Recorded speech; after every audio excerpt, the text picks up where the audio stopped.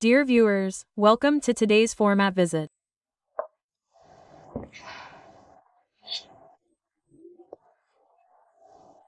Thank you very much for the numerous letters, which I can always see from which topics are currently occupying you.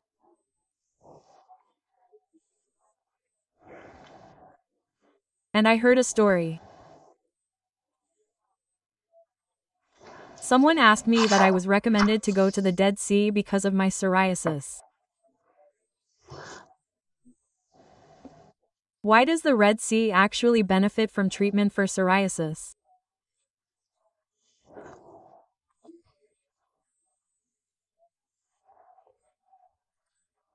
They had been living with this condition for several years, and there are quite a few people who suffer from psoriasis, especially since it is not a problem in my opinion that we see in a family predisposition, but we can also really get psoriasis.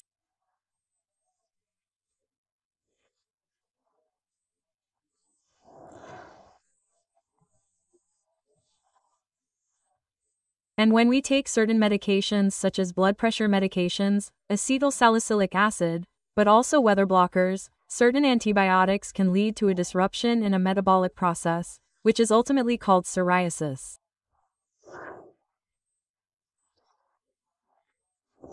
And that is very unpleasant, because it is connected to the fact that you then also have constant itching.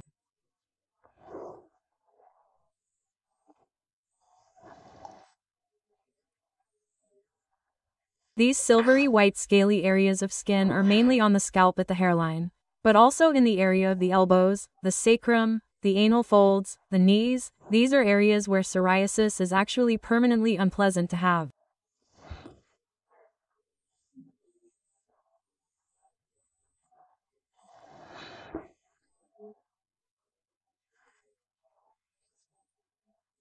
And I have observed myself that there are people who have traveled to the Dead Sea and returned and have been free of all these skin conditions for almost half a year.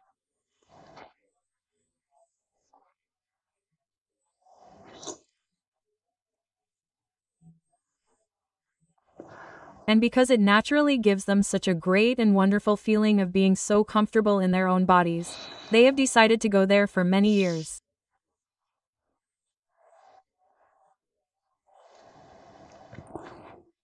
The Dead Sea is 400 meters above sea level.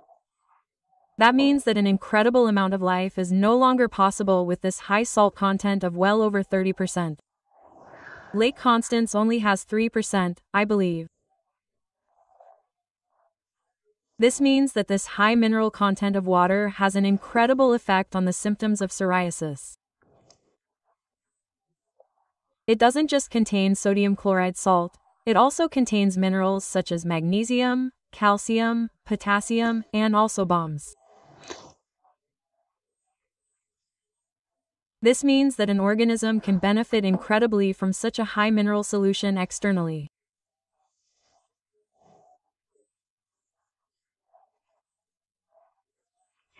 That's why you can buy Dead Sea salts so that people can take such baths, full baths, at home here in Central Europe.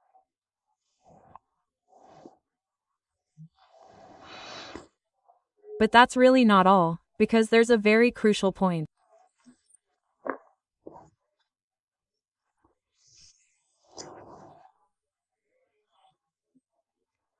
And when I was a country doctor, I wasn't really aware that the high quality is something else, that it's not just about the salt there in the Dead Sea, but that here at the lowest point, due to this special geographical circumstance, the UV radiation is filtered so that staying there is actually less harmful to the skin.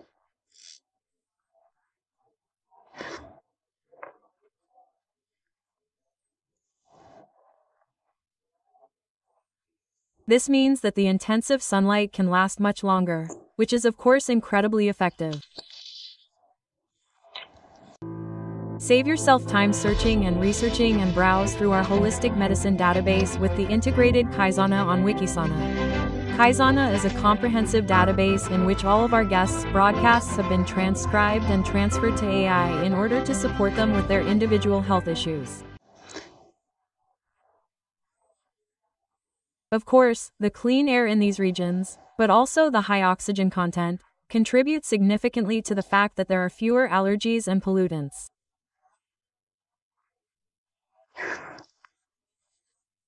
And what must be said again and again is that every process in an organism can come to a standstill and calm again, can re-regulate itself when people are also at peace. And how often is it the case that we are much more relaxed on vacation, that we have peace and quiet, that we occupy ourselves with ourselves, and of course, when I go there, I am not just there for a week, maybe 2, 3, or even 4 weeks.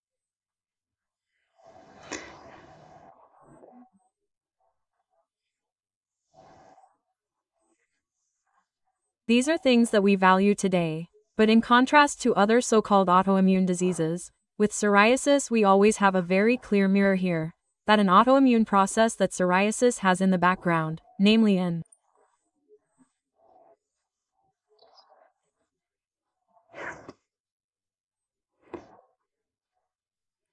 immunological event directed at the skin that works against it. This is the attack on myself in autoimmune diseases. But the body doesn't mean it in a bad way. Every autoimmune disease has a cause. For this to happen, various things in the body have to be out of balance. I can't get an autoimmune disease overnight, but with psoriasis, it's quite interesting that I don't take anything at all.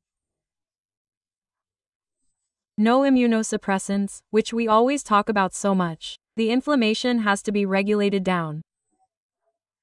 The immune system has to be stimulated so that this attack of this process in this direction is slowed down. We don't do that on dead people anymore. So what is it then?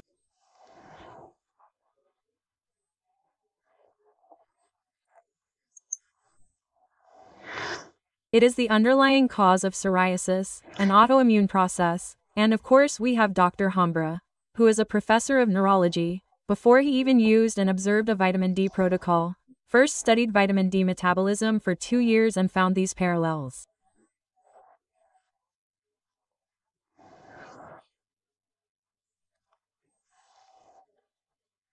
What happens to this vitamin D?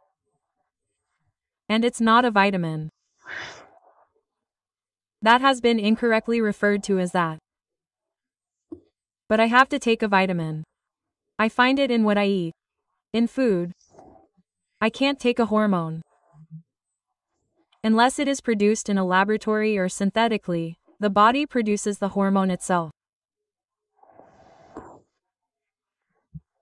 So what happens when this hormone is no longer available in sufficient quantities and is no longer produced?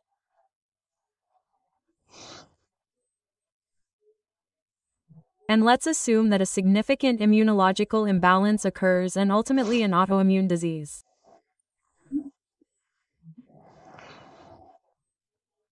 We also see this in Parkinson's, although we have not yet synthesized antibodies that many people benefit from.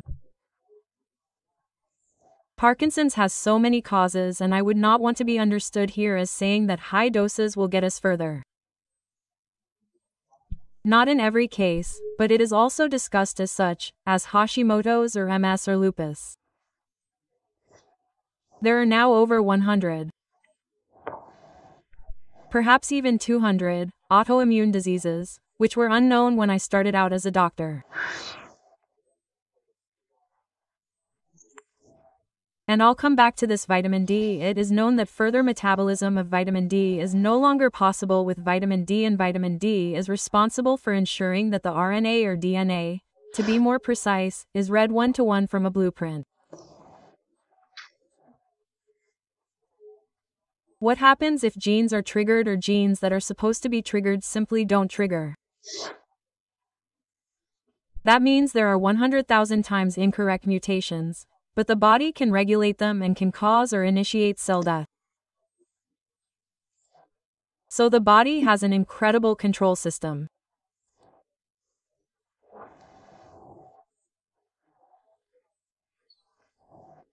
But one of its most important control parameters, or, how should I call it, monitoring systems, is dependent on vitamin D. That means it's interesting when I'm at the Dead Sea and ramp up this synthesis for 3 weeks. How?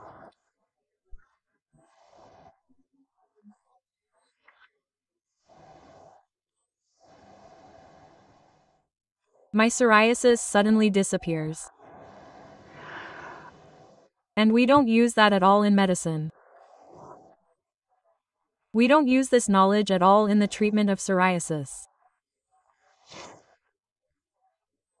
And there I don't need the overdoses that we're used to. Even though I had a severe neurological condition, at least that's my observation, it's so valuable to know that. And with my vitamin D, where of course I first have my vitamin D metabolism checked, where I now go to someone who tells me, how much do I really need? How much does my body have to be able to tolerate? That means I also need the cofactors for vitamin D, magnesium. I need good fats to take it with, coconut oil or butter. I need a high-quality oily substance. I need good vitamin K too. I need to know, how is my parathyroid hormone from the parathyroid gland, because parathyroid hormone regulates calcium metabolism. I need to know how my kidneys are working, are they tip-top? What is the so-called glomerular filtration rate? Is the blood flow to the kidneys? I need to know what the other renal parathyroid parameters are, and I can know all of that. That's no problem at all.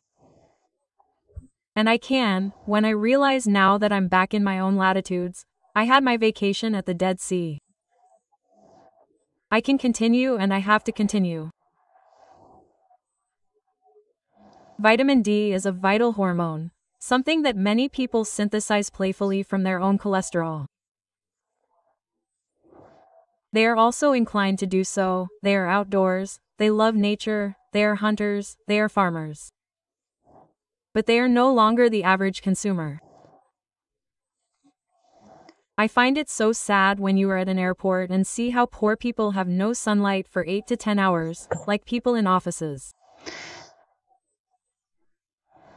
I recently had a nice example and the gentleman said, yes, man, you have a nice office too, Ms. Wiesel, so many windows and light. But I say, you definitely have a nice one too, because I saw that he is in a management position. Yes, I have a nice one too.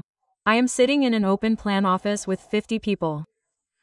I said, can you open the windows? No, it's all air conditioned. I just thought, this is a battery farm. What is the most cruel living condition for humans? And then you don't even go outside anymore. Then you are inclined to sit in the cafeteria during your lunch break or, of course, what does it matter if I am in my work clothes? I can maybe go for a walk for an hour at lunchtime, but that is not what life requires. So I have to take supplements, and if I have a disorder there, I have to take more supplements, because the receptor binding capacity is not there and the vitamin D receptor is located in the cell. So these are things that are of great value.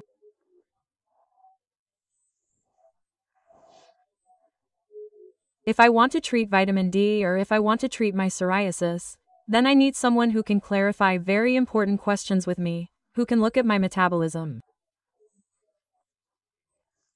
Please don't do this alone. Someone who can look at my kidneys, someone who can look at my thyroid. And then, for example, I've already done Zabunda with 10,000, 20,000, a maximum of 30,000 daily.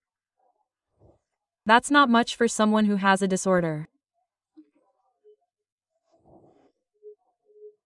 For someone else, it's maybe 3,000, but if receptors can no longer bind, maybe I don't know how many, but many receptors are intact, then I need more, because I have to reach the few that do bind.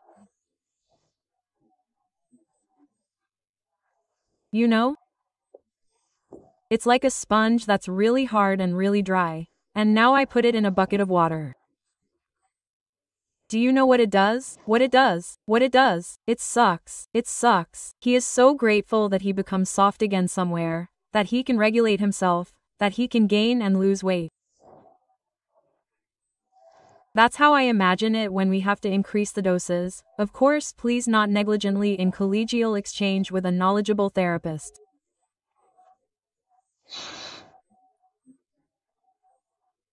And I also think that we as colleagues, as dermatologists, need to slowly pull aside the dark curtain and say, but the sun is also really bad. If it weren't for the sun, the world would be pitch black. The sun is light, the sun activates, UV light keeps life processes, biophotons, going. We are not talking about sunburn, but we are talking about any sun protection factor above 8, which blocks 99% of vitamin D synthesis. We are talking about sun protection factors that are even higher, which we prescribe ever higher because the clinical picture is getting worse, whether it is white skin cancer or black skin cancer. That is not good because there is no understanding of the actual causes.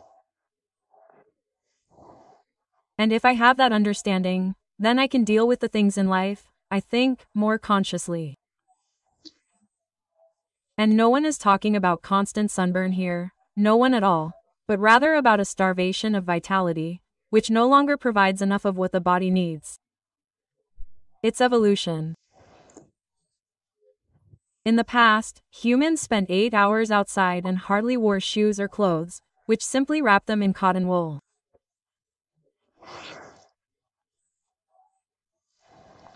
And today, we don't wrap ourselves in cotton wool, but we wrap ourselves in a protective cloak, preferably in a glass bell, so that we are no longer so at the mercy of life, to protect ourselves from the toxicity of life, which I think is very, very conscious and responsible.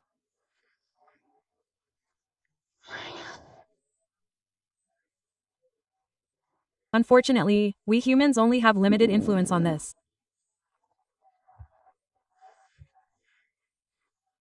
But if we think about the air quality alone and the high level of electrosmog, I think it's important that we really understand the processes and that we also understand what we can actually do to treat such a disease in order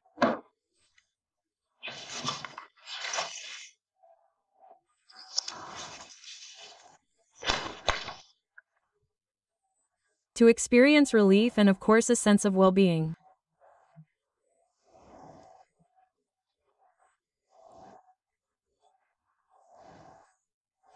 And I hope I was able to. I would like to give you a little insight into what you can and should do.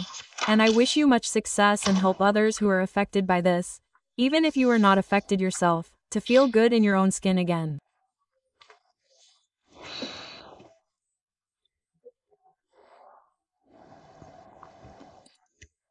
Yes, I think we have filled the show quite well with that alone.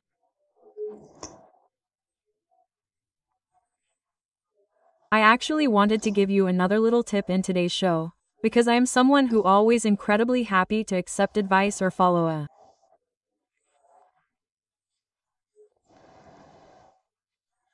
recommendation, because it is a recommendation that others have given me. And so I thought that every now and then I would recommend a book that has given me so much joy. I am always the kind of person who likes to treat myself. For example, for my birthday I treated myself to a lovely 4-day trip and invited 6 people to travel there with me.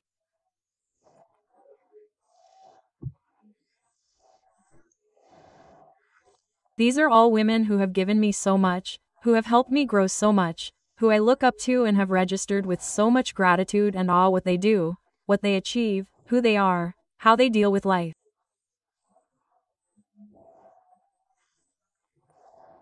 And that's how I actually found this book, because someone recommended it to me.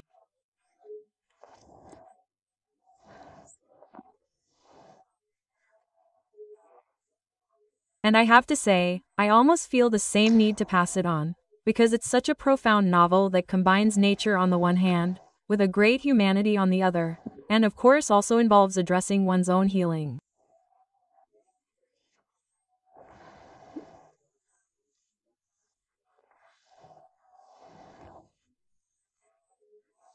Healing in the sense of many things that we carry with us and that we may be allowed to resolve at some point.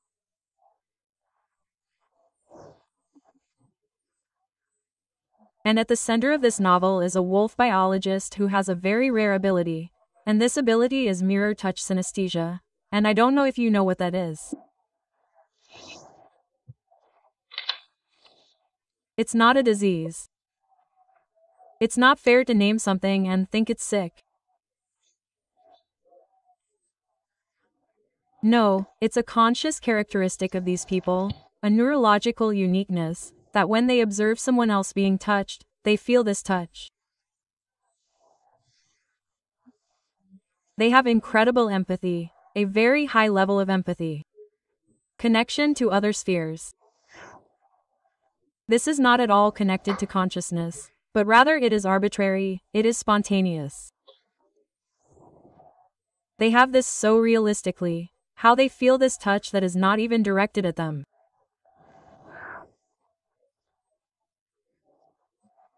And of course it also makes them very special people, who also have a completely different approach to empathy, to understanding, seeing, and sensing the feelings of other people.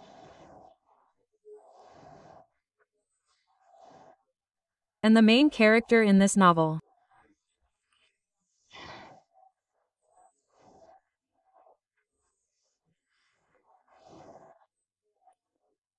Flynn, is a woman who comes to Scotland and has the task of settling up in the Highlands, or rather the wolves have to be settled, and of course she is also supposed to ensure that this renaturation of agriculture, which the animals are supposed to do, is successful.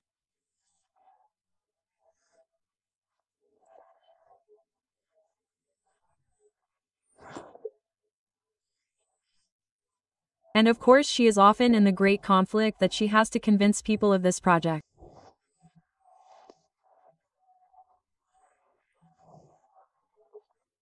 And that is quite clear. We are all, he is evil, he is violent, he takes lives, he also has people biased.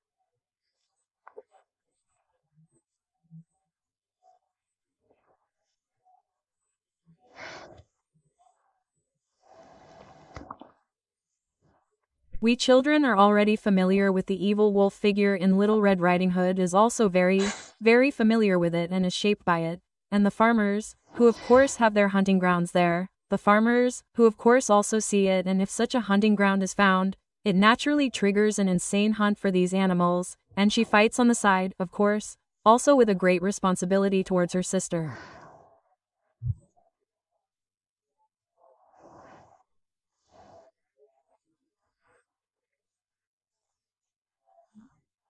And this sister, who is mute. And this sister, who is in Alaska and has stopped talking. But she lives with her now. She had these traumatic experiences back then when they lived in Alaska.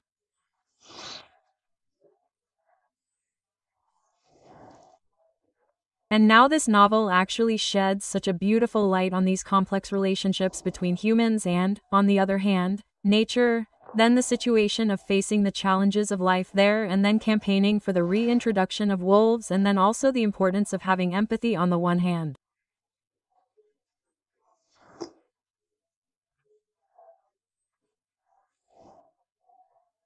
Empathy for those who are now allowed to live there again and for those who of course feel threatened by this life and the own healing that then takes place for its characters. And I found this novel to be incredibly moving for me.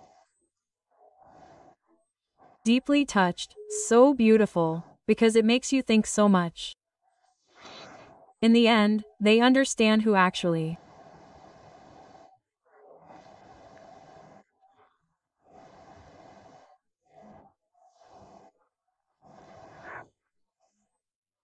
causes more damage in the world, and you also suddenly have an incredible respect for wolves, who live such monogamy, who only collect food for the family and observe for a long time who is the oldest and the weakest in the herd, and who only goes out together.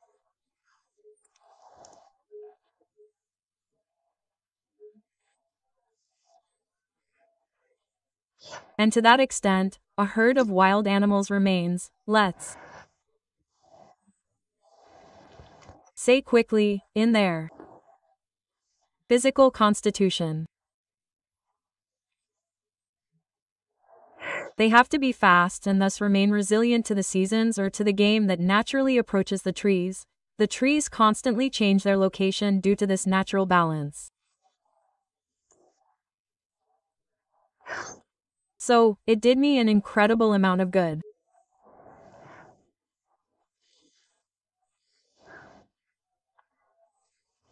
I read it with incredible joy, and I think it's not just a beautiful novel for oneself, but The Wolves is the novel, by Charlotte McCaudy, and I think it's a Scottish woman, where the wolves and is also a nice birthday present for a dear friend.